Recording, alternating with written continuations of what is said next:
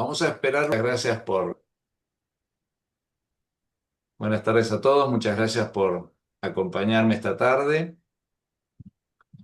Hoy vamos a continuar con este cursito bastante audaz en el que toco temas de la ciencia natural que yo no sé, apenas soy un lector y un aficionado, pero son temas en el fondo son bastante sencillos de tratar y no muy difíciles de entender.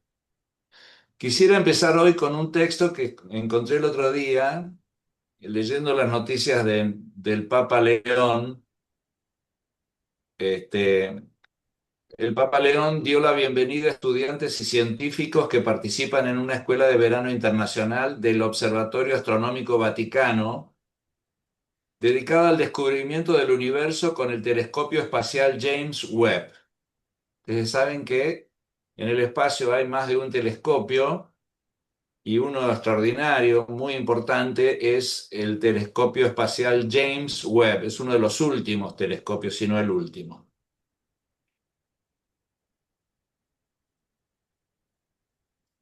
El pontífice señaló que la astronomía actual abre a la humanidad posibilidades sin precedentes para descubrir los secretos del cosmos. Y cita al Papa: sin duda, este debe ser un momento emocionante para ser astrónomo, dijo el Papa, señalando que el James Webb es realmente extraordinario y nos permite investigar la atmósfera de exoplanetas, las nebulosas donde se forman los sistemas planetarios e incluso la luz antigua de galaxias distantes que habla del comienzo mismo de nuestro universo. Fíjense esto que dice el Papa, muy lindo: la luz antigua de galaxias distantes que habla del comienzo mismo de nuestro universo. Se refiere a que a través de este telescopio James Webb se recibe luz de una galaxia que tardó, escuchen bien, más de 13.000 millones de años luz en llegar a la Tierra. Se dice que el Big Bang sucedió alrededor de 13.800 millones de años luz. Quiere decir que esa luz que capta el James Webb salió de la galaxia originante hace 13.000 millones de años y recién llega a la Tierra. Recién llega digamos, al planeta Tierra. Quiere decir que tardó casi lo mismo que tiene de historia y de antigüedad el universo. Por eso habla de la luz antigua de galaxias distantes, que habla del comienzo mismo de nuestro universo. El Papa expresó su agradecimiento al equipo científico adscrito al telescopio espacial por poner a disposición del público tantas imágenes, al tiempo que destacó los conocimientos y la formación que recibirán los participantes de la escuela de verano para ayudarles a hacer uso de este asombroso instrumento. León XIV señaló que las imágenes proporcionadas por el telescopio no solo tienen valor científico, sino también un mensaje espiritual. Dice el Papa: ¿acaso las imágenes del telescopio Webb no nos llenan también de asombro e incluso de misteriosa alegría al contemplar su sublime belleza? Preguntó el Papa a los jóvenes astrónomos. Y termina, refiriéndose al libro de Baruch, el Santo Padre recordó que los autores de las Sagradas Escrituras ya habían intentado imaginar el momento de la creación. Las estrellas brillan con alegría en sus atalayas. Él las llamó. Ellas respondieron: estamos aquí. Brillan con alegría para su creador. León XIV vio en estas palabras una antigua intuición, hoy confirmada por la investigación científica. A ver, ¿qué es lo lindo de esto? Que vemos allí al líder de la Iglesia católica alabando los descubrimientos de la ciencia moderna y como diciéndonos a todos nosotros, sus hijos, sus fieles, que no tengamos miedo, que no tengamos miedo. Bueno, eso como una pequeña introducción. Nuestro curso es una meditación sobre el conjunto de condiciones contingentes y convergentes que hacen de nuestro planeta un lugar extraordinariamente apto para la vida y para la vida inteligente. Es lo que venimos haciendo ya en forma más concreta desde el segundo encuentro, y hoy vamos a hacer un pequeño repaso de las cosas que dijimos en el segundo encuentro y luego continuamos con más información. Recordamos los cuatro conceptos griegos que decíamos se muestran muy vigentes o muy actuales en nuestra observación científica actual, que son los conceptos de cosmos, de logos, de telos y de mesotes. Es decir, cosmos significa que el universo es un orden maravilloso. ¿Sí? Logos significa que en el universo y en la Tierra en particular hay una profunda racionalidad, un sentido objetivo, una lógica por la cual las cosas suceden. Telos significa que en el universo y en particular en la Tierra hay una finalidad objetiva, es decir, está impregnado de finalidad los fenómenos observables por la ciencia. Y la finalidad obvia de la Tierra es en función de la vida, al servicio, diríamos así, de la vida. Todo conspira, entre comillas, para el beneficio de la vida.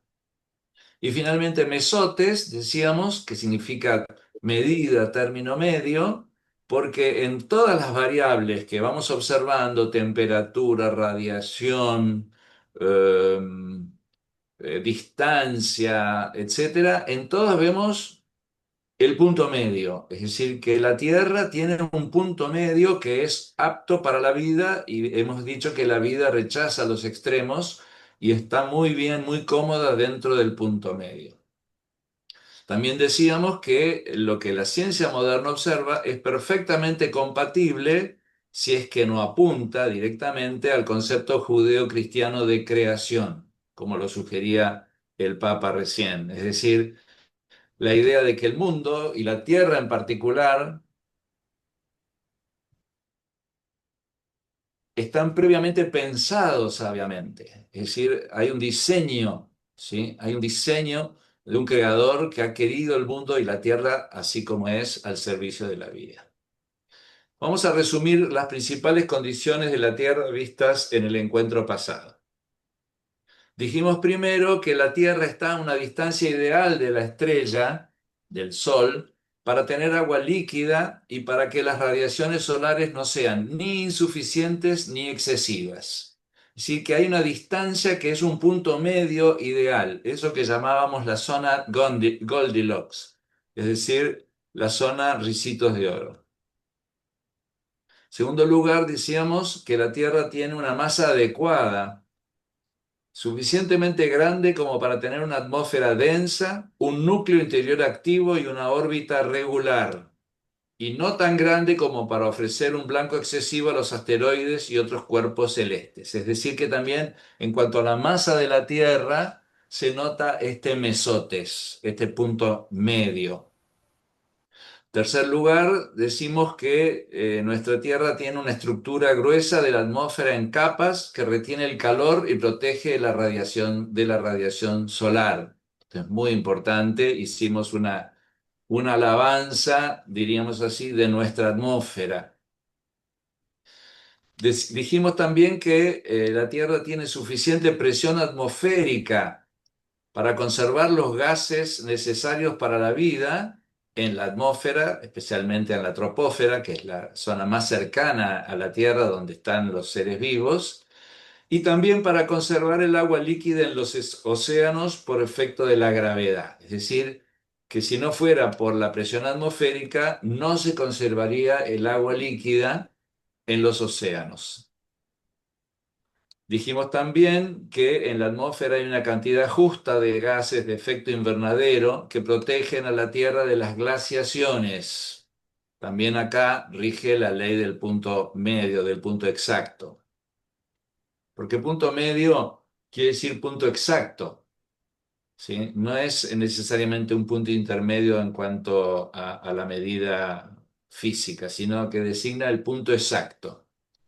Velocidad justa de rotación, velocidad, podríamos decir, exacta de rotación, que genera días y noches moderados, porque la velocidad de rotación determina la duración del día y de la noche, y también mantiene activa la rotación de la Tierra el núcleo externo líquido en el interior, con la importancia que esto tiene en relación al siguiente punto, que es la formación de un campo magnético por efecto dínamo que nos protege del viento solar. Hicimos un elogio del campo magnético.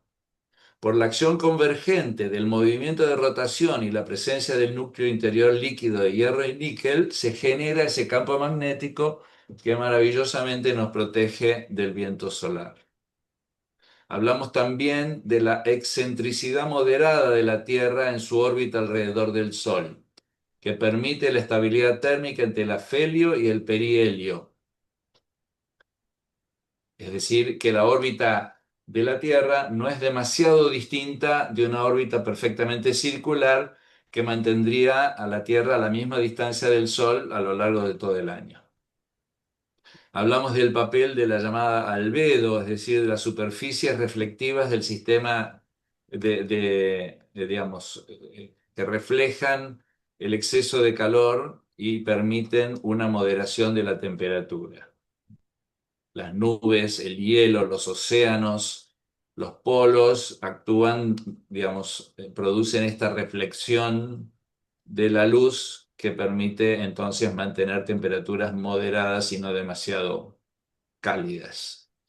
Hablamos de una luna, de una gran luna, de buena masa o de muy buena masa en comparación con la Tierra, que le permite ejercer su gravedad sobre la Tierra y moderar la inclinación del eje de rotación terrestre, es decir, de lo que genera las estaciones del año, y produce las mareas oceánicas muy favorables para la vida. Estas son las principales condiciones que vimos en la reunión pasada, que todas son de características, digamos así, astronómicas en general. El entorno astronómico de la Tierra que lo hicimos con una presentación, ¿se acuerdan? Ahora vamos a retomar esa presentación sobre el entorno astronómico y vamos a continuar con el tema de nuestra estrella. Habíamos visto la Luna, habíamos visto la Tierra, hoy vamos a ver nuestra estrella, el Sol, y en particular la cuestión de los planetas del sistema solar como planetas protectores. Decime, María, si se ve bien la presentación. Sí, muy bien. Buenísimo. Entonces lo que tienen adelante es nuestra estrella, o sea, el Sol. Un comentario acá, el otro día veíamos cómo Tales de Mileto tuvo su razón al decir que el agua es el constitutivo esencial de todas las cosas. También creo que vimos Anaxímenes, que veía que el aire, o sea, los gases, son constitutivos de todas las cosas. Hoy vemos cómo tenía razón también Heráclito de Éfeso, que decía que el fuego era el constitutivo de todas las cosas. ¿Por qué? Porque por fuego se puede entender la luz solar, la fuerza, digamos así, de la radiación solar, sin la cual claramente no habría vida en la Tierra, ¿no? Estos autores que yo les menciono siempre, Richards y González, que escribieron este libro en el que me inspiro, que se llama The Privileged Planet, hablan de la habitabilidad de la estrella. ¿Qué quiere decir con esto? Quiere decir que no cualquier estrella es suficientemente apta para la vida o para generar vida. No cualquier estrella califica, podríamos decir así, para generar vida. El Sol, por ejemplo, está entre el 9% de estrellas más masivas de nuestra galaxia y es muy estable. Eso es muy importante. Su gran masa determina la cantidad de calor y la luz que emite. Y lo comparan, estos autores, con las enanas rojas, que son las estrellas más abundantes del universo, que son más chicas un poco más o más frías, temperatura superficial baja y luminosidad débil. Y dicen ellos que las enanas rojas no son tan buenas para generar vida como el Sol. Entonces explican por qué. Explican que la luz que emite el Sol es perfecta para la fotosíntesis. Recuerden que la fotosíntesis es la transformación que hacen los organismos de la energía lumínica, diríamos así, del Sol en energía química, la producción de alimentos. Si la luz del Sol fuera mucho más cálida, la estrella podría no servir por exceso de radiación o por radiación demasiado, diríamos, enérgica. Y si fuera más fría, también podría no servir. Las estrellas que no emiten el correcto tipo de radiación en el monto correcto no califican para ser fuente de energía de la vida. Vamos a detenernos un poquito en esta maravilla de la fotosíntesis. El otro día estábamos en casa, en la cocina, y me encontré con que una cebolla morada, que está ahí muy cerca de la ventana, que estaba lista ahí para hacer comida. ¿Qué se creen que sucedió? Es decir, germinó naturalmente. Es decir, se le salieron unas hojitas verdes increíbles, ¿no? Y eso es por la acción solar, justamente, ¿no? Entonces, me detengo un poquito en el tema de la luz. La luz está compuesta de fotones, ¿sí? Los fotones son partículas elementales que representan la unidad fundamental de luz y otras formas de radiación electromagnética. Los fotones llegan a digamos, a la Tierra, no solamente a la Tierra, por supuesto, en forma de un espectro solar. El espectro solar es la distribución de la energía electromagnética emitida por el Sol en función de la longitud de onda de de los rayos, ¿sí? Es decir, el Sol emite rayos de distinta longitud de onda que componen el espectro solar. Esos rayos se miden en nanómetros, que es una medida de pequeñas longitudes, que mide la longitud de onda, entre otras cosas, ¿no? Entonces se clasifican los rayos que emite el Sol, el espectro solar, en función de la longitud de onda. Entonces primero están los rayos gamma y rayos X, que son radiaciones de alta energía, entre el 0,1 y 10 nanómetros. Estos rayos gamma y X son de alta energía, no son buenos para la vida, para nada, serían más bien desastrosos, son absorbidos por la atmósfera terrestre y no llegan a la superficie de la Tierra. Ahí tenemos una primera protección de la atmósfera, es decir, no llegan a la Tierra los rayos gamma y rayos X que emite el Sol. Luego están los rayos ultravioletas, ¿sí?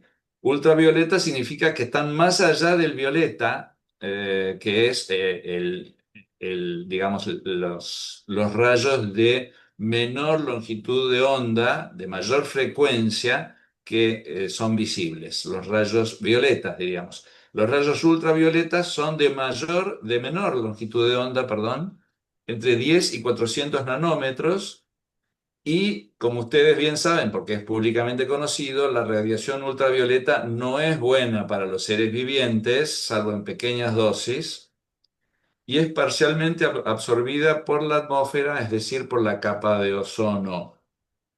Los rayos ultravioletas, explican estos autores, no son buenos para la fotosíntesis. Y en tercer lugar está la luz visible, que es la parte del espectro solar que podemos ver con nuestros ojos. Y curiosamente, esa misma parte del espectro que podemos ver, la luz visible, es la parte de la radiación solar más apta para la fotosíntesis, entre 400 y 700 nanómetros de longitud de onda. Si tuvieran más o menos que esto, no se producirían las reacciones químicas.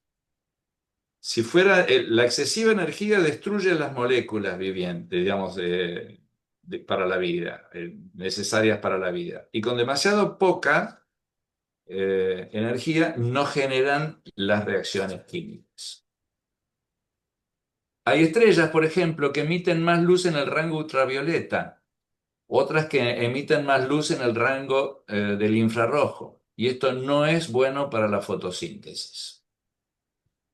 Bueno, luego están los rayos infrarrojos, que ustedes más o menos los conocen, son de mayor longitud de onda, son responsables del calor que sentimos del Sol.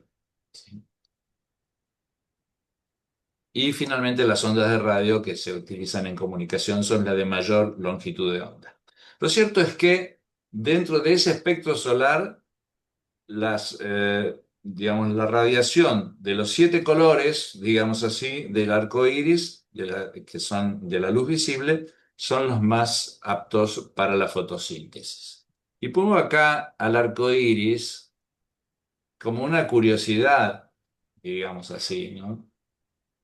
No es que nos cambie demasiado desde el punto de vista de la habitabilidad de la Tierra, la existencia de los arcoíris, pero sí los disfrutamos mucho. Y la curiosidad que quería mencionar es que los colores del rango visible son los colores del arco iris. No se ven a simple vista porque nuestros ojos perciben la luz blanca como combinación de todos estos colores. ¿Sí?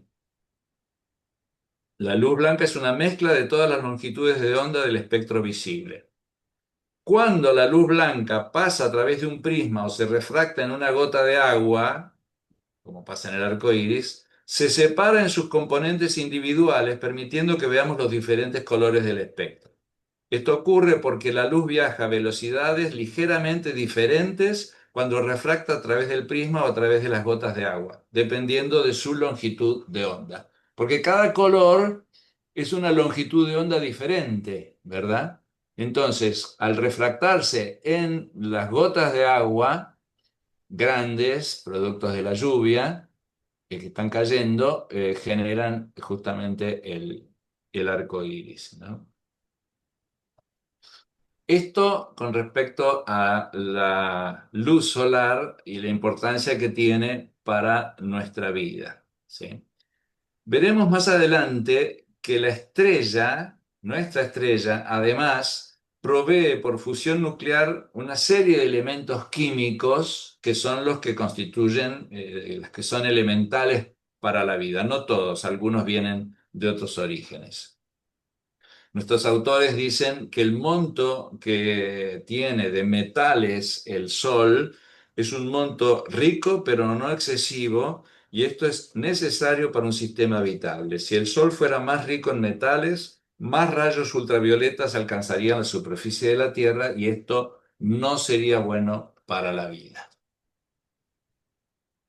Bueno, antes de pasar al sistema solar, que tengo varias cosas para comentarles del sistema solar, les hago un comentario que hacen estos autores que es muy lindo. Dicen que entre la Tierra, el Sol y la Luna forman una especie de ménage à trois, una danza, digamos así, entre los tres, ¿sí?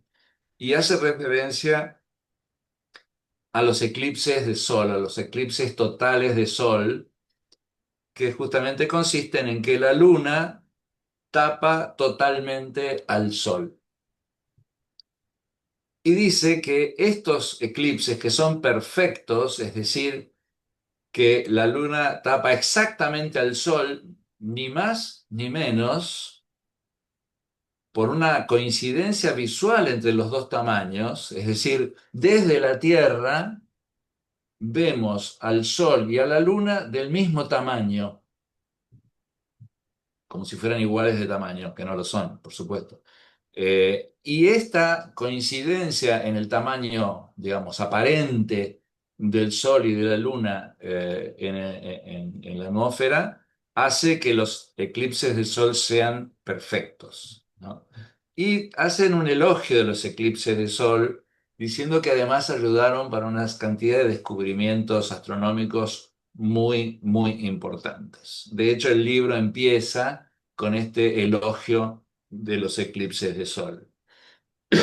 La tesis de estos autores es que la Tierra y su ubicación en el sistema solar no solamente es maravillosa para la vida, sino también para la observación. Esto lo vamos a retomar más adelante. Como diciendo, los astrónomos tenemos una posición privilegiada al estar en el planeta Tierra para observar el sistema solar y lo que hay más allá. ¿Vamos bien? Muy bien.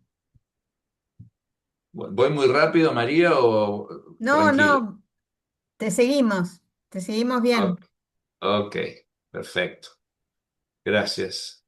Voy a hablar ahora del sistema solar, ¿sí? Vamos a cambiar de imagen. Por supuesto, esta imagen que ven acá del sistema solar es dibujada, no está exactamente en escala, ¿sí? Pero nos sirve para visualizar. Ustedes ven cómo hay como dos grandes zonas del sistema solar, el sistema solar interior, con los planetas terrestres, es decir, Mercurio, el más cercano al Sol, Venus, de un tamaño muy similar al de la Tierra, está en segundo lugar, Venus, más cerca del Sol. En tercer lugar, más cerca del Sol, está la Tierra, y el cuarto planeta rocoso, digamos, o terrestre rocoso, se dice, es Marte, que lo hemos mencionado el otro día, que está dentro de la zona Goldilocks, pero más lejos, no está en la zona interior de Goldilocks como está la Tierra, decíamos el otro día, en un lugar excelente para que se produzca, para que el agua se conserve líquida por un tema de temperatura, de rango de temperatura. Si la Tierra estuviera más cerca del Sol, se evaporaría el agua. Si la Tierra estuviera más lejos del Sol, se congelaría todo el agua. En cambio, estando donde está en la zona interior de la zona Goldilocks, es ideal para el agua líquida. Marte, decíamos el otro día, está dentro de la zona Goldilocks, la zona externa de Goldilocks, pero por una serie de razones perdió su atmósfera, no pudo conservar el agua líquida. Además, es mucho más frío que la Tierra. Ustedes ven, esta es la zona interior del sistema solar, el sistema solar interior.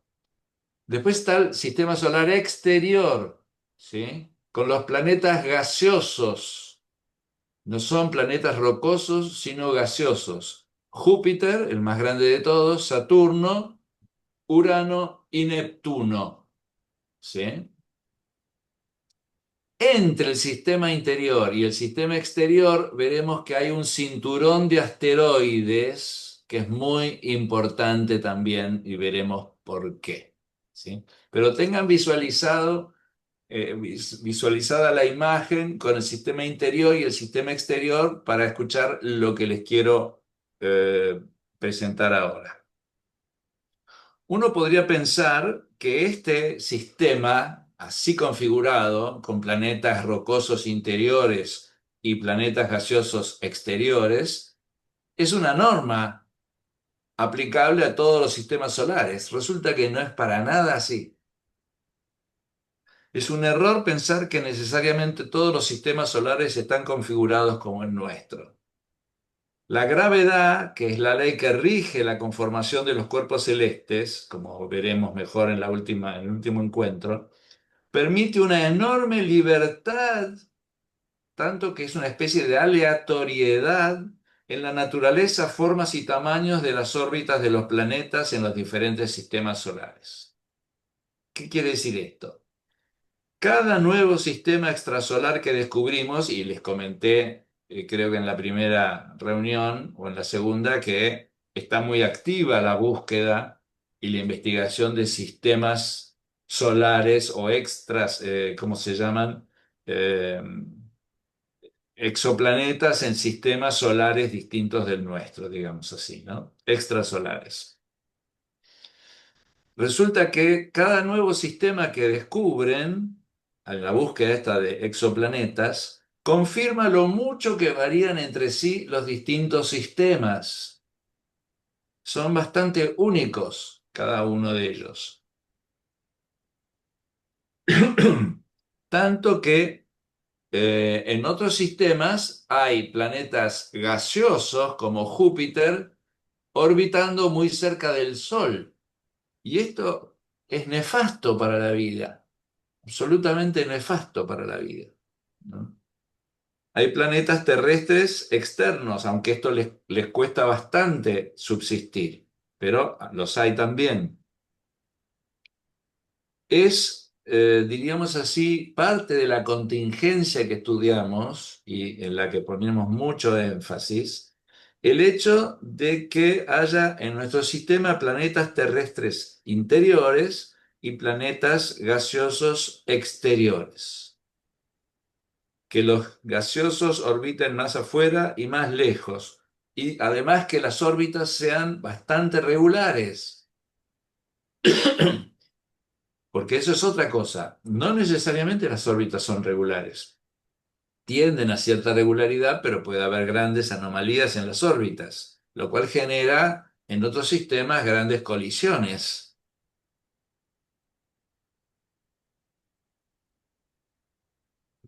Es decir, hay una arquitectura del sistema solar, una arquitectura de nuestro sistema solar que es contingente, pero extremadamente adecuada, como veremos enseguida, para la vida. Hay un equilibrio entre planetas terrestres y gaseosos y en las órbitas adecuadas.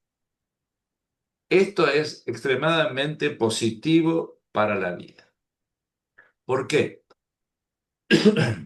Porque un planeta, para ser habitable, necesita estar libre de amenazas a la vida compleja, al menos para la vida compleja.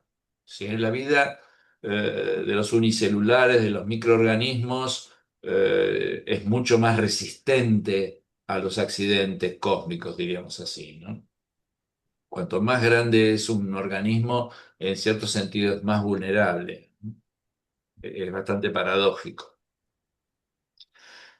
Piensen que, según una teoría muy aceptada, hace 65 millones de años los dinosaurios se habrían extinguido junto con el 75% de los ecosistemas de entonces por un asteroide gigante que habría impactado la Tierra, ¿sí? Es decir, por un accidente cósmico. Y cada tanto se pueden leer noticias de que tal asteroide está cerca de la Tierra y lo vienen estudiando y los astrónomos, los estudiosos hacen una detección del asteroide y dicen cuándo podría impactar la Tierra y después resulta que se deriva para otro lado el asteroide y se aleja el peligro, pero forma parte, digamos, de la información más o menos habitual de los diarios, este asunto, ¿no? Es decir, este sistema exterior, y en particular Júpiter y Saturno, son excelentes defensas frente al peligro de los asteroides. ¿Sí?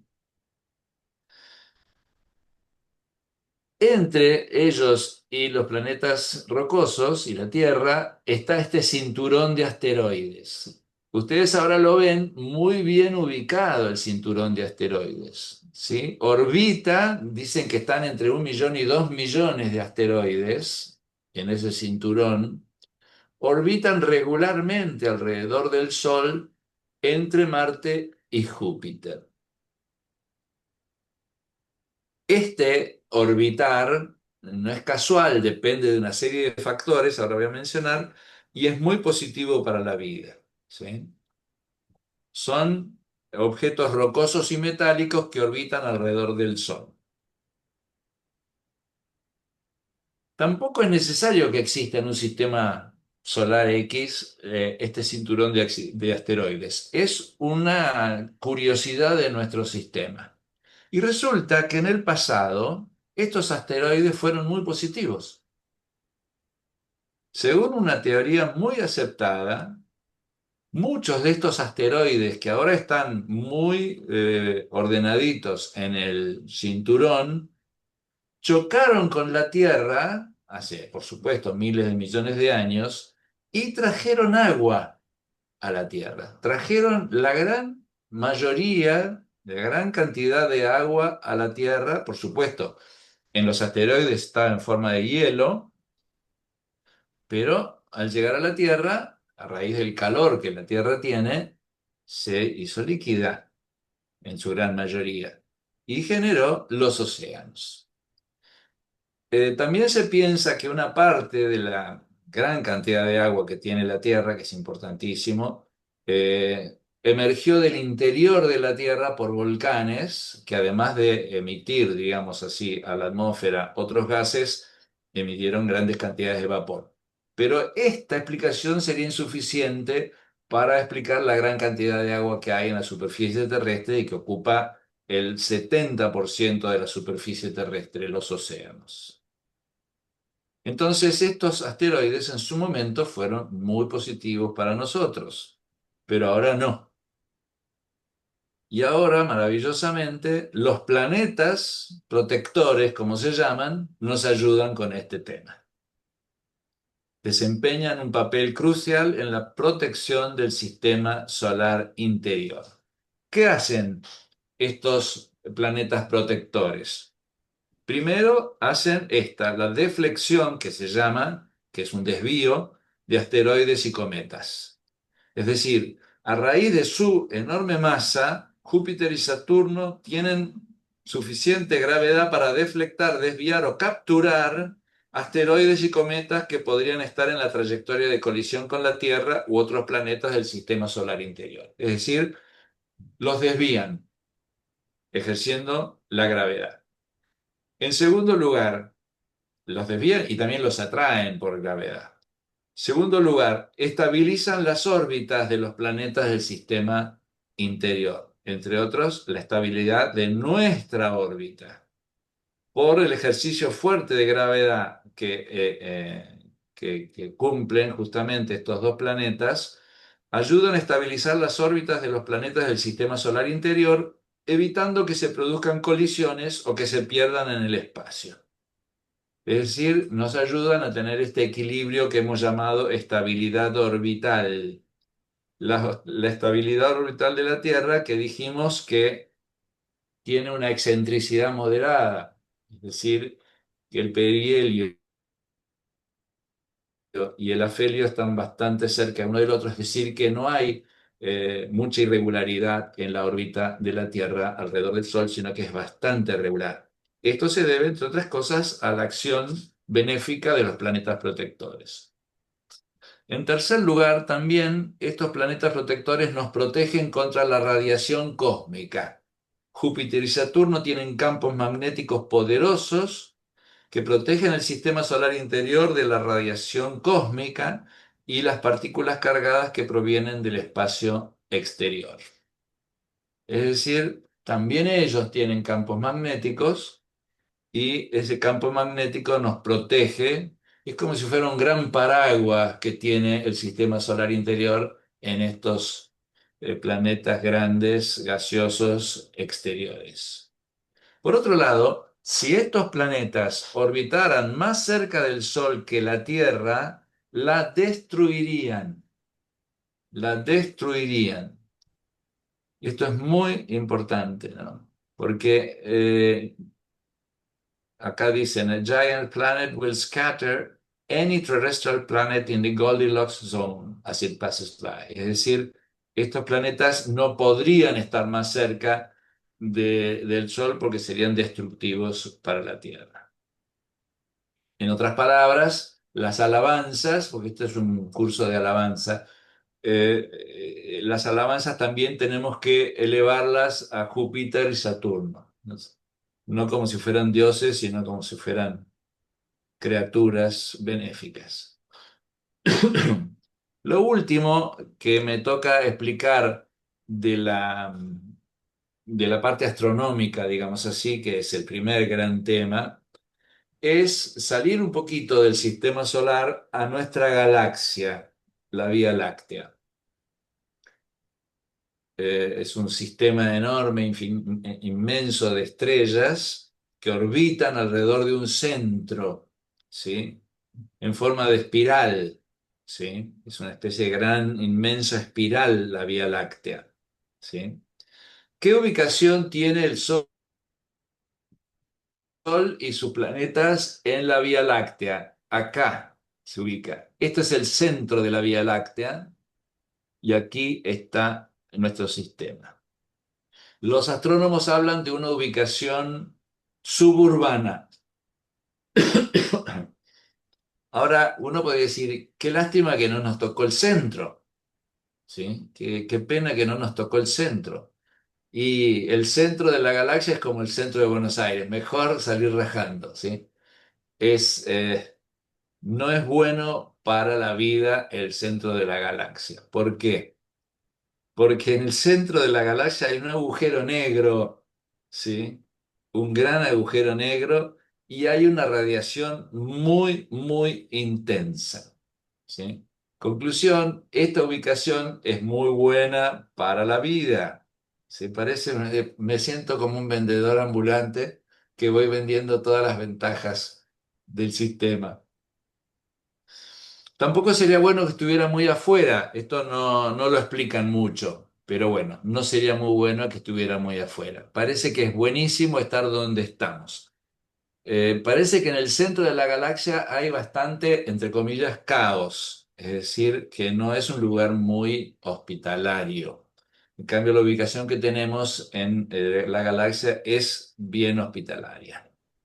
Y una tesis que ya les mencioné de estos autores, González y Richards, es que esta ubicación en la galaxia es extraordinaria, además, para la observación extragaláctica.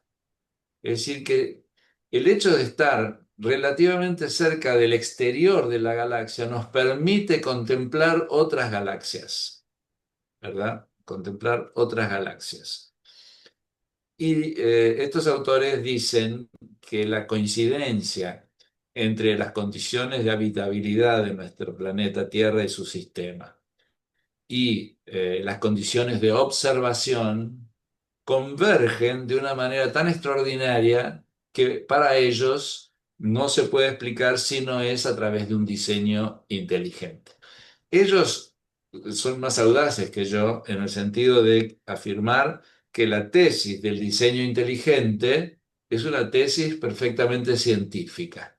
Es decir, ellos la sostienen como una tesis que se puede sostener desde la misma ciencia, por así decir, sin necesidad de la metafísica. Yo no me animo a ser tan audaz, pero lo menciono.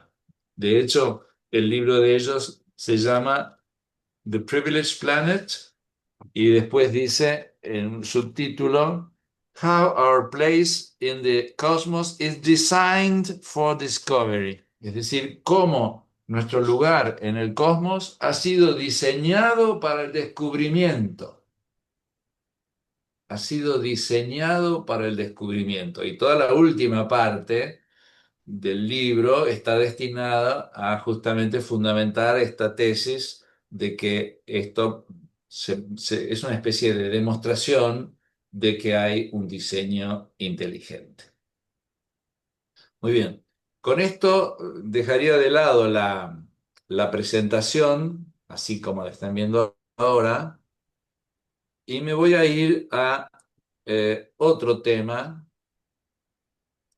que es el tema de las condiciones geológicas de la Tierra.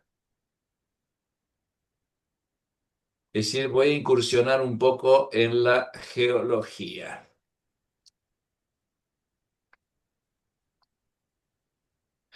Y me voy a animar a presentar el texto que voy leyendo. Vos, María, decime si en este momento estás viendo el texto o presentación. Estás todavía con la presentación Ok, de la Vía Láctea. ok. Voy a cerrarla. ¿Y ahora? Todavía no Ah, se ve el texto. ahí me dejó de presentar. Entonces, ya sé, compartir.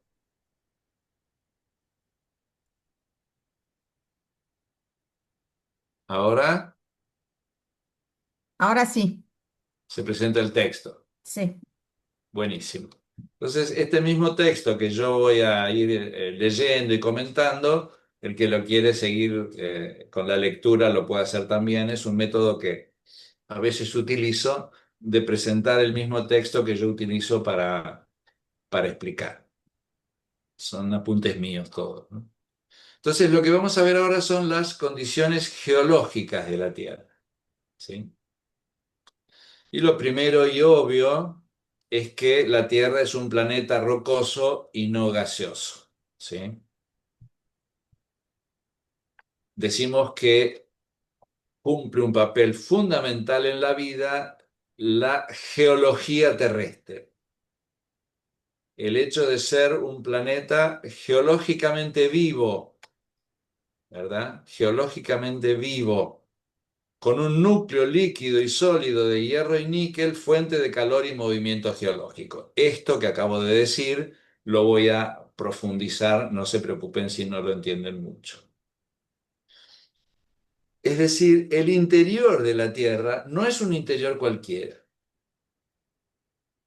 Tiene una configuración, una estructura interior muy, muy adecuada. Es una estructura compleja y fascinante que se extiende desde la superficie hasta el centro del planeta.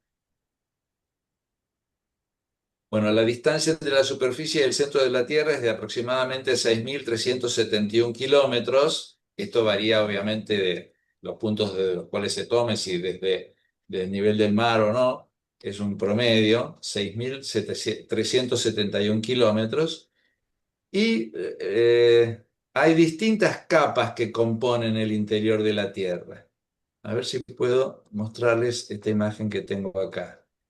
¿Ven una imagen ahí? Sí, sí. Bueno. Ahí están, ahí se ven las distintas capas internas de la Tierra. Desde el núcleo interno, el núcleo externo alrededor, digamos así, el manto, que es la parte como más voluminosa, y la corteza, ¿sí? Núcleo interno, núcleo externo, manto y corteza. Les explico uno por uno, ¿sí? La corteza es la capa más externa de la Tierra y tiene un grosor aproximado de 30 a 40 kilómetros. Está compuesta por rocas sólidas formadas por minerales. ¿Ok? La corteza. Luego viene el manto terrestre. Es la capa intermedia que se extiende desde la base de la corteza hasta una profundidad de aproximadamente 2.900 kilómetros, yendo hacia adentro de la Tierra, ¿no? Está compuesto por rocas calientes y viscosas que pueden fluir lentamente. La parte superior del manto, la parte superior, o sea, más cercana a nosotros del manto, forma con la corteza lo que se denomina la litosfera, aproximadamente 200 kilómetros de profundidad desde la superficie. La litosfera. Retengan el concepto de litósfera porque lo vamos a utilizar de inmediato. Luego viene el núcleo externo.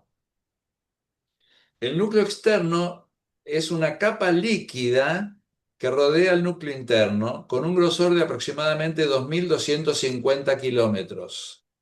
Está compuesto por hierro y níquel fundidos a altísimas temperaturas. Algo de esto les comenté en el encuentro pasado hablando del campo magnético, de cómo se generaba el efecto dínamo que producía el campo magnético terrestre, a través justamente del movimiento de este núcleo externo líquido. Y luego está el núcleo interno, que es la capa central de la Tierra, con un radio de aproximadamente 1.220 kilómetros, compuesto por hierro y níquel sólidos. O sea que el interior más interno, por decir así, de la Tierra es más frío que el núcleo externo líquido. Es decir, la zona más caliente no es el interior propiamente dicho, sino lo que rodea a ese interior.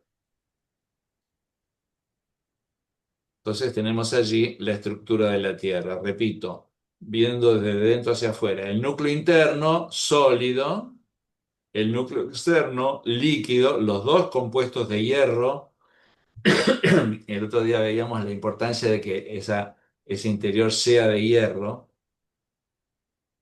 por todo el efecto en el campo magnético. El manto, que está compuesto por, digamos, lo que nosotros podemos llamar superficies, digamos, elemento sólido, pero relativamente dúctil, no tan rígido como, o no tan duro como la corteza terrestre, que es la que conocemos porque caminamos, obviamente, sobre ella, ¿no? Sobre la base de esta estructura interna de la Tierra, hay que tratar un tema muy importante, muy interesante, que es el tema de la tectónica de placas. Una teoría relativamente cercana. Cuando yo era alumno de colegio se explicaba la superficie terrestre con otra teoría que era la teoría geosinclinal. Geosinclinal. Esa teoría se dejó de lado, no recuerdo bien qué es lo que sostenía, y se adoptó alrededor de la década del 70, creo, la teoría de la tectónica de placas que se aceptó universalmente. Hoy nadie discute la teoría de la tectónica de placas. Es una teoría fundamental que explica cómo está estructurada y cómo se mueve la litosfera terrestre. Es decir, cómo es la superficie de nuestro planeta, incluyendo dentro de la superficie de nuestro planeta la corteza exterior y parte del manto, parte superior del manto, como dijimos, que constituye junto con la corteza la litosfera terrestre. Esta litosfera está dividida en placas tectónicas, que son bloques rígidos, o sea, rígidos en sentido de que cada uno es rígido, distinto del otro, que flotan y se mueven sobre una capa más fluida del manto llamada astenosfera. Es decir, imaginen ustedes que la parte superior de la Tierra, la litosfera, es móvil, como si fuera un gran rompecabezas, como si fuera un gran rompecabezas. Y se opone a la idea de una corteza única y rígida en todo el planeta. De hecho, si ustedes recuerdan, en el encuentro pasado, les comenté hablando de esas colisiones espectaculares que se produjeron al comienzo del sistema solar, que una de esas colisiones de la hipótesis de Theia, ¿no? De ese, de ese gran planeta que habría chocado con la Tierra y habría dado origen a la Luna, que ese choque habría generado una rotura de una corteza única y abierto la posibilidad de placas tectónicas. ¿Por qué son importantes las placas tectónicas? Porque posibilitan una superficie con relieve, generando tanto los océanos, como grandes depresiones de la corteza terrestre, como continentes, cadenas montañosas, valles, mesetas, etc. En otras palabras, las capas tectónicas explican el particular diseño del relieve terrestre. Si vamos a los Andes y contemplamos maravillados la cadena montañosa de los Andes, bueno, sepamos que en esta cadena tiene todo que ver el tema de la tectónica de placas. O si estamos frente al océano, y vemos cómo nos hundimos, cómo se hunde la Tierra en el océano, sepamos que eso tiene todo que ver con la tectónica de placas. Tan importante es la tectónica de placas que los autores sostienen que puede ser el elemento clave para la vida e indispensable para mantener un mundo aprovisionado de agua. Y dicen, todo llegará a su fin cuando se detenga el motor de la tectónica de placas. Es una especie de gran motor la tectónica de placas, de gran motor de todo lo que sucede sobre el planeta, digamos así. Acá repito algo que dije el otro día, les hablaba de la importancia de un interior geológicamente vivo al hablar justamente del campo magnético. Decíamos, ¿no? La vida biológica supone un interior geológicamente vivo. Muerte geológica implica muerte biológica, ¿sí? Esto lo veíamos en relación con el campo magnético y decíamos que el enfriamiento del núcleo externo líquido, ese que vimos recién, implica la desaparición del campo magnético y de la actividad volcánica. Eso tiene que ver con las placas, la actividad volcánica. Y esto implicaría la eliminación de la atmósfera por los vientos solares, como sucedió en Marte, y por lo tanto la evaporación del agua líquida de la superficie. Algo parecido pasaría también si se terminara el movimiento tectónico, que veremos enseguida también se debe, el movimiento de las placas tectónicas también se debe al núcleo interno líquido. Y acá puse elogio de los terremotos y volcanes. Y sí, a pesar de lo dolorosos que son para algunas personas, por supuesto, que viven cerca de ellos, y pienso, por ejemplo, en las ruinas de Pompey, no sé si alguno estuvo con las personas petrificadas, se ven cuerpos humanos ahí como estaban, en el momento de ser petrificados por un terremoto del volcán Etna, ¿no? ¿Está bien? ¿Es el Etna? Sí, creo que sí. Eh, Sin embargo, los terremotos y los volcanes son, en líneas generales, indispensables para la vida en la Tierra, ¿sí? Por todo lo que generaron de movimiento, que ahora lo vamos a estudiar un poquito más en detalle.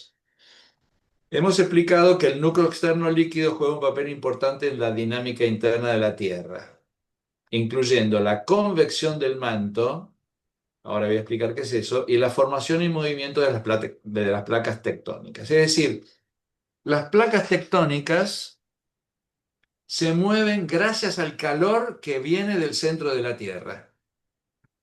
El calor que proviene del núcleo genera la convección en el manto. Convección es un flujo, el flujo de, digamos, de temperaturas de zonas más cálidas a zonas más frías a través de los fluidos, ¿sí? El calor que proviene del núcleo, digo, genera la convección en el manto, lo que a su vez genera movimientos en la corteza. Repito, el calor que proviene del núcleo externo líquido, que vimos recién, genera la convección en el manto, flujo de temperaturas dentro del manto, del interior hacia el exterior del manto, lo que a su vez genera movimientos en la corteza. No es rígida la corteza de la Tierra. Bueno, acá explico lo que es convección, no es importante.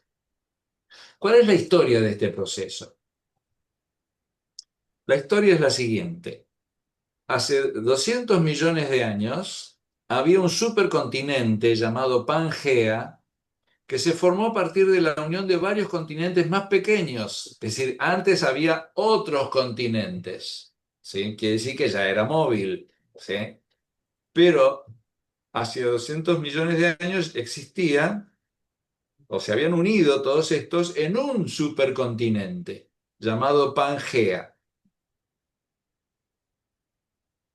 que se caracterizó por ser un solo bloque de tierra continental que rodeaba un solo océano global, denominado Pantalasa. Ustedes pueden leer la historia de Pangea y Pantalasa, ¿sí?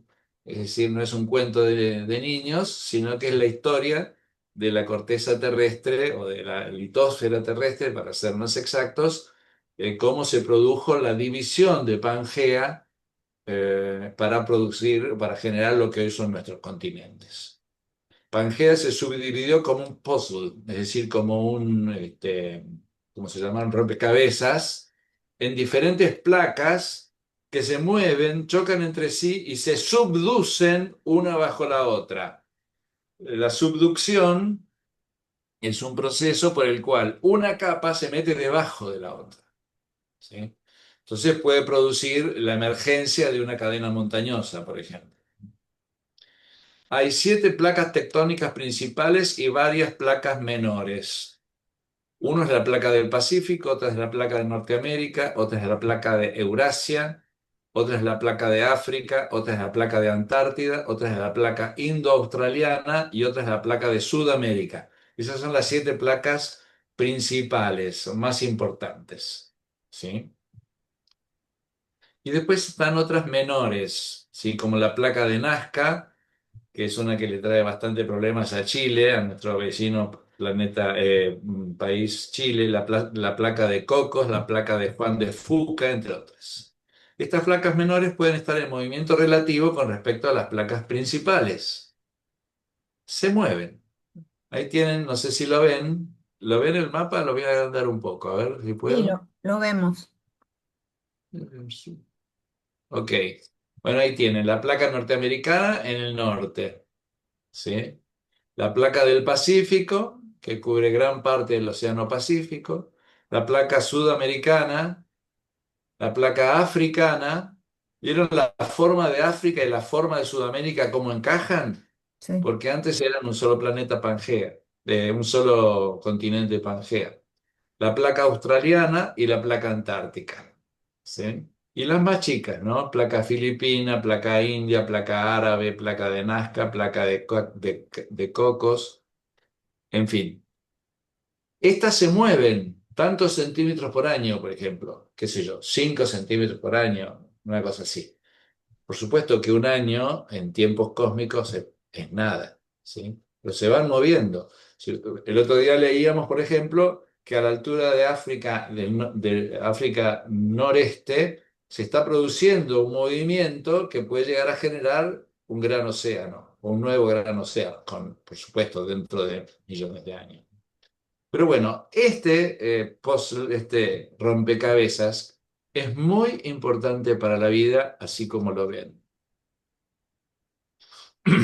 La tectónica de placas es un proceso fundamental, dice, que ha moldeado la superficie de la Tierra y ha creado un entorno dinámico y cambiante que ha favorecido la vida y su diversidad en varios aspectos. Ha favorecido la vida y su diversidad.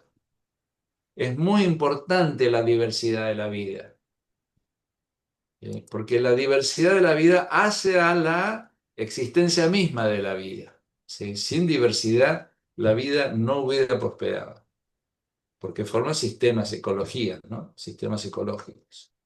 Entonces se explica en qué aspectos la tectónica de placas ha favorecido la vida. Por un lado, en cuanto al cambio climático y diversidad de entornos. Diversidad de entornos. Los paisajes, dicho para nosotros, ¿no? Un paisaje no es lo mismo una meseta que una cadena montañosa, no es lo mismo un valle que una montaña, obviamente no es lo mismo el océano que tierra firme. Entonces, esos distintos paisajes, por supuesto, también están condicionados por el clima, por la biodiversidad, etcétera, pero son posibles como diversidad de paisajes gracias a la tectónica de placas, a los movimientos entre sí, los choques que se producen entre estas placas, ¿no? Esta tectónica de placas, decimos, ha permitido la diversificación de la vida en diferentes entornos, la formación de montañas, la creación de océanos y la modificación de los patrones climáticos han generado una variedad de entornos que han permitido la evolución de diferentes especies. Entonces, primero, cambio climático. Segundo, ciclo de nutrientes y elementos químicos. Es decir, es como que este movimiento de las placas genera una comunicación entre el interior y el exterior de la Tierra. Es decir, no son elementos aislados el uno del otro como sucedería si la placa, digamos, la corteza terrestre fuera un cuerpo rígido, que no permite esa comunicación. No es para nada así. Es decir, la superficie terrestre es porosa, por decirlo de alguna manera, y permite el intercambio entre la atmósfera y el interior de la Tierra. La tectónica de placas ha permitido el ciclo de nutrientes y elementos químicos esenciales para la vida.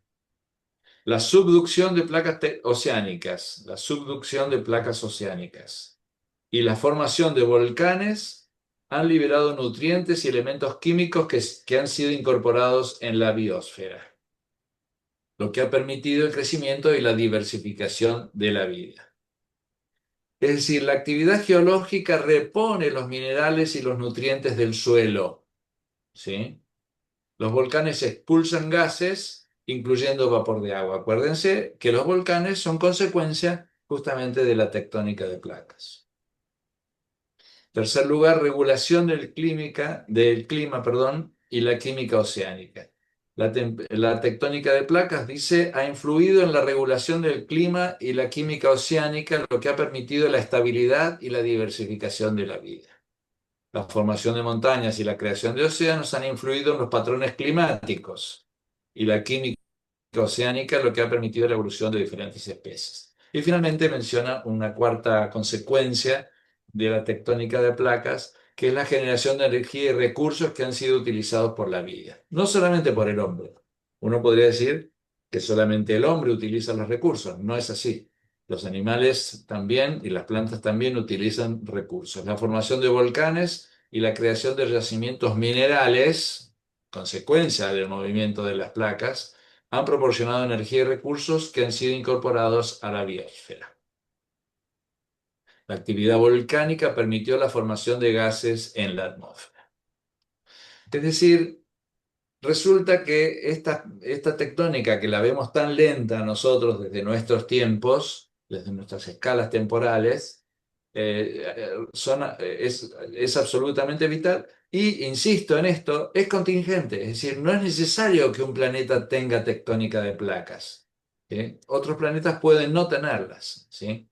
Voy a citar un texto que tienen ustedes en esa listita de textos que les di en el primer encuentro, que es el texto número 8. Esa lista de textos eh, digamos, no son para el primer encuentro solamente, sino que son para todos los encuentros, ¿sí? Unos los usamos un día, otros los usamos otro día, algunos los repetimos, ¿sí?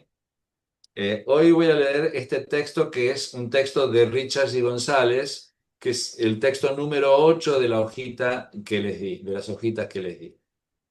Dice así y resume de alguna manera esto que les quería explicar sobre la tectónica de placas. Dice, la tectónica de placas trabaja junto con el ciclo del agua y del carbono para crear un mundo hospitalario con la vida. El calor del interior migra a la superficie, poniendo al manto en movimiento. El dinámico interior construye montañas y libera dióxido de carbono a la atmósfera a través de volcanes. La energía del sol evapora agua en nubes, la cual precipita devolviendo agua y dióxido de carbono a plantas, suelo y océano. Transformado en otras formas químicas, el carbono originariamente en la atmósfera se abre camino hacia el suelo. La corteza oceánica enriquecida con carbono es subducida dentro del manto y a su tiempo es recalentado y devuelto a la superficie como dióxido de carbono.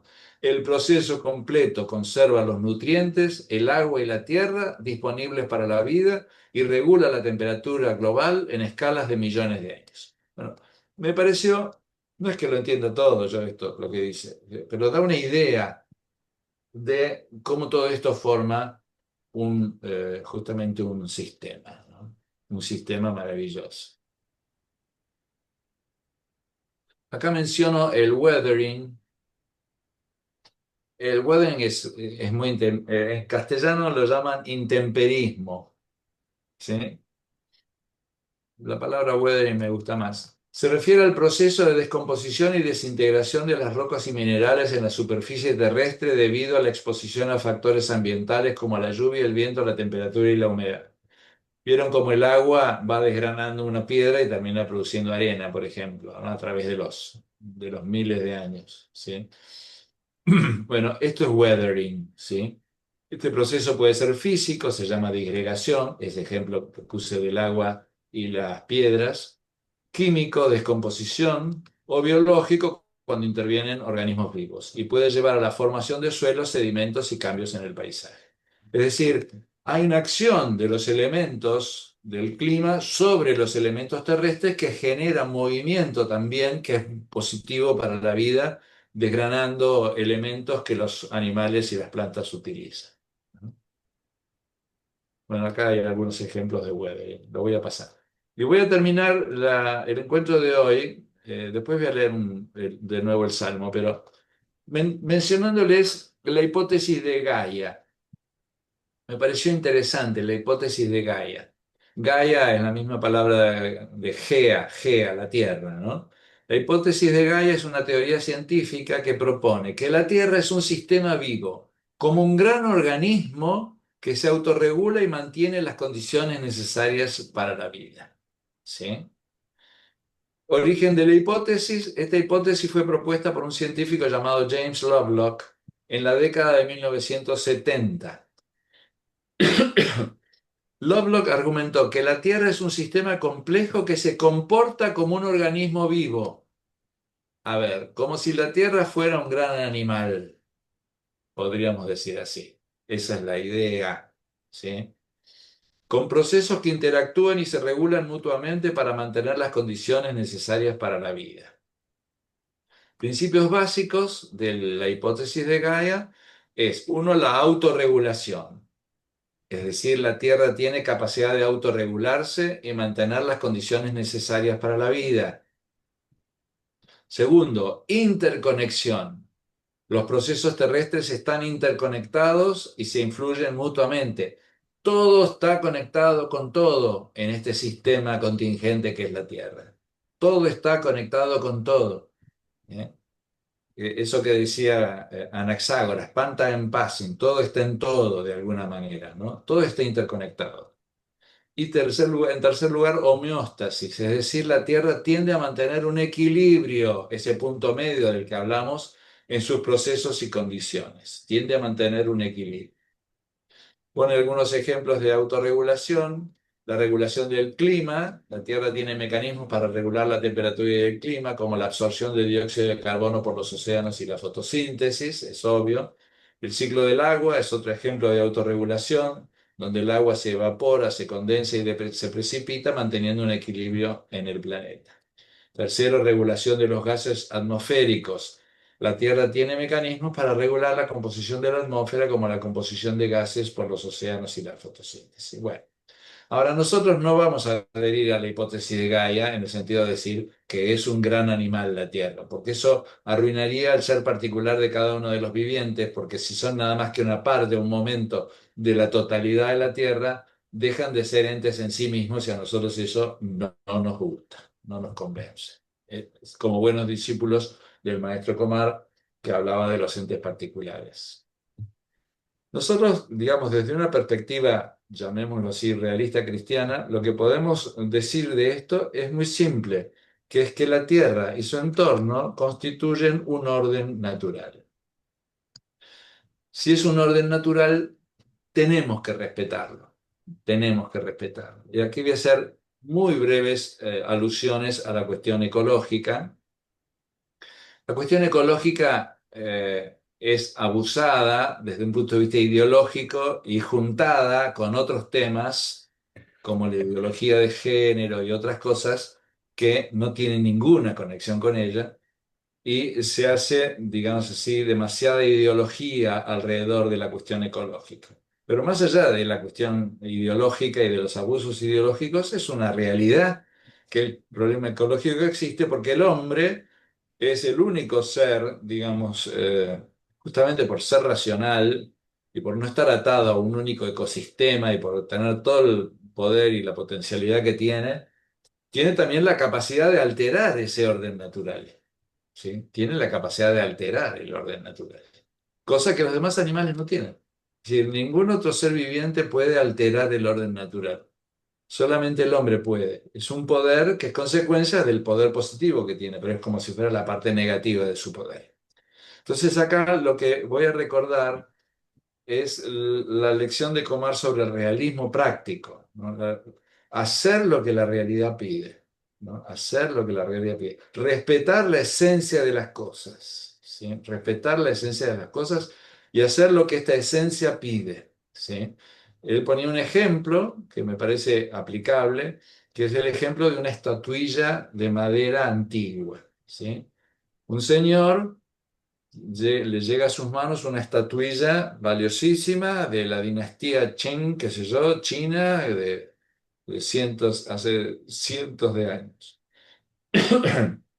Y el señor necesita hacerse unos palillos para mondar o necesita calentarse del frío y o la parte en no sé cuántos pedacitos para hacerse los palillos para mondar o la utiliza como leña, ¿sí?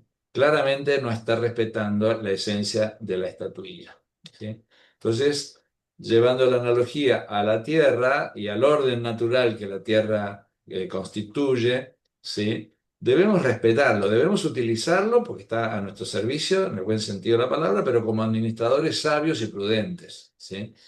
Entonces, la cuestión del exceso de gases invernaderos es un tema que hay que tener en cuenta, etcétera, ¿sí? Es decir, acá lo que aplica es el realismo práctico, tener en cuenta la esencia de la naturaleza, de la tierra, del entorno y respetarlo, cuidarlo para nuestro beneficio y para el beneficio de las generaciones futuras. Y voy a terminar leyendo de nuevo el Salmo 148, que lo tenemos ahí en las hojitas, es el texto número 6. Entonces dice así, ¿no? Aleluya, alaben al Señor desde los cielos, alábenlo en las alturas. Alábenlo todos sus ángeles, alábenlo todos sus ejércitos. Alábenlo el sol y la luna, alábenlo todos los astros de luz. Alaben los cielos de los cielos y las aguas por encima de los cielos. Alaben el nombre del Señor, pues lo ordenó y fueron creados. Los puso por los siglos de los siglos bajo una ley que nunca cambiará. Alaben al Señor desde la tierra, monstruos del mar y todos sus abismos, fuego y granizo, nieve y neblina, huracán que ejecuta su palabra. Las montañas y todas las colinas, árboles brutales y todos los cedros, animales salvajes y domésticos, reptiles y aves que vuelan, reyes de la tierra, todas las naciones, príncipes y los que gobiernan la tierra, jóvenes y muchachas, ancianos con los niños. Alaben al Señor, pues su nombre es el único sublime, su majestad excede tierra y cielo. Bueno, son 8:22. Tenemos unos minutitos si quieren para hacer algunas preguntas. Yo voy a aprovechar para dejar de compartir y ver un poco las caras. Bueno, ya saben, pueden comentar, pueden preguntar, pueden agregar. Bueno, Marcelo Pellegrini, tendría que hacer una observación. Bueno, primero lo felicito por los conocimientos técnicos, me ha apabullado. Yo como ingeniero quedé un poroto. No, no. Bueno, no, le quería comentar que un tema interesante es que los planetas gaseosos tienen un campo magnético importante, pero no tienen hierro. Entonces, ¿qué Bueno, pasó? La NASA mandó una sonda, creo que a mm, Júpiter, para ver qué hay adentro. Y la sonda se la tragó Júpiter y no tuvieron ninguna información. Entonces, ¿qué dijeron? Bueno, no, perdimos plata. Entonces, ¿qué vamos a hacer? Y bueno, vamos a tener que reproducir acá en el laboratorio qué pasa ahí adentro. Entonces se dieron cuenta que el nitrógeno, cuando es sometido a las tremendas presiones, se cambia y se comporta como metal. O wow, sea que es otro milagro. Quiere decir que los campos magnéticos de los planetas gaseosos es otra cuestión fortuita, ¿no? qué bueno. Interesante. Qué bueno, qué bueno. Me agrega una información que yo no tenía, Ah, Marcelo. Muchas un placer, gracias. por favor.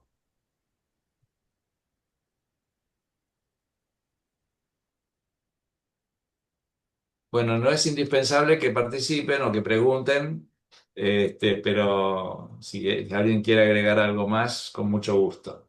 Y Alberto, no sé si me Ah, escuchás. Perfecto, Pablo, adelante. Después le damos la palabra a Beatriz. Sí, mira, tres comentarios. El primero es que según Kepler, la órbita de la Tierra es una elipse, en donde la Tierra ocupa el Sol ocupa uno de los focos de la elipse de la órbita de la Tierra. El segundo comentario es que el espectro electromagnético a que vos te referís por abajo del infrarrojo siguen las ondas electromagnéticas, por ejemplo, el sonido, que es una onda ya mucho más larga. Claro, Y en cuanto a la utilización de la radiación de alta energía, que se ha reproducido artificialmente, empezando por los rayos X, esto es muy importante hoy día en la medicina, sobre todo en los aparatos de diagnóstico. claro, perfecto. No, Buenísimo. y el tercer comentario es sobre la gravedad. Cuando nosotros hablamos de gravedad, nos referimos siempre a la Tierra, y en realidad Newton lo que hizo es una particularización de la ley general que enunció Coulomb, que es que la atracción entre dos cuerpos es directamente proporcional al producto de sus masas e inversamente proporcional al cuadrado de la distancia que los separa. Dicho en otros términos, cuanto más cerca está un cuerpo de otro, mayor es la atracción por el producto de sus masas. Y si se separan, el cuadrado de la distancia hace disminuir la atracción. Esas son Claro. las tres cosas que quería mencionar. Sí, sí, con respecto a la gravedad, yo lo voy a retomar en el encuentro que viene, que voy a dar algunas de las condiciones cósmicas de la vida y una de ellas es la gravedad, ¿no? Así que tal cual. Muchas gracias, Polo. Bueno, te felicito, muy bueno. Muchas gracias. Beatriz.